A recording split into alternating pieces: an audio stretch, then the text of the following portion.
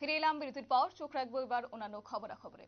আজ বরিষ্ঠ চিত্র সাংবাদিক দেবাশিস বড়ুয়াকে শেষ শ্রদ্ধা জানানো হয়েছে আগরতলা প্রেস ক্লাবে। আজ প্রয়াণ ঘটেছে তার, অর্থাৎ আগরতলা প্রেস ক্লাবের সদস্য তথা চিত্র সাংবাদিক দেবাশিস বড়ুয়ার আজ প্রয়াণ ঘটেছে সোমবার সকালে 6:30 নাগাদ। জিবি হাসপাতালে চিকিৎসকদের সমস্ত চেষ্টাকে ব্যর্থ করে দিয়ে শেষ নিঃশ্বাস ত্যাগ করেছেন। তবে মৃত্যুকালে ওনার বয়স হয়েছিল 52 বছর। দীর্ঘদিন ধরেই অসুস্থ ছিলেন বলেই খবর রয়েছে এবং তার অকাল প্রয়াণে সংবাদ জগতে গভীর শোকের ছায়া নেমে এসেছে।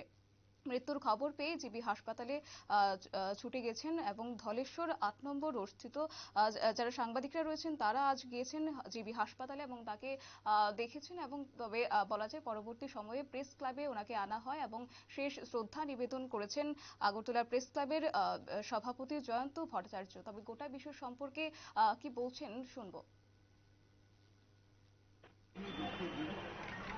আমাদের ছোট ভাই এবং প্রখ্যাত পটজননী দেবাশিস বড়ুয়া মারা গেছে। সেটা আমাদের পক্ষে সহ্য করা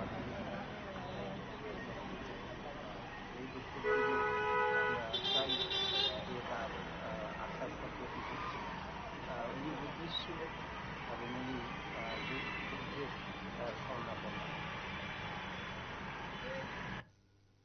আপনারা শুনলেন বক্তব্য প্রেস ক্লাবের সভাপতির বক্তব্য। অর্থাৎ সেক্ষেত্রে বলা যায় আজ প্রয়াণ ঘটেছে দেবাশিস বড়ুয়া, বরিষ্ঠ চিত্র সাংবাদিক। অর্থাৎ শেষকালে বলা যায় মৃত্যুকালে তিনি স্ত্রী, এক পুত্র সহ অনেক আত্মীয় স্বজন পরিজনদের রেখে গেছেন এবং গুণমুগ্ধকর রেখে গেছেন।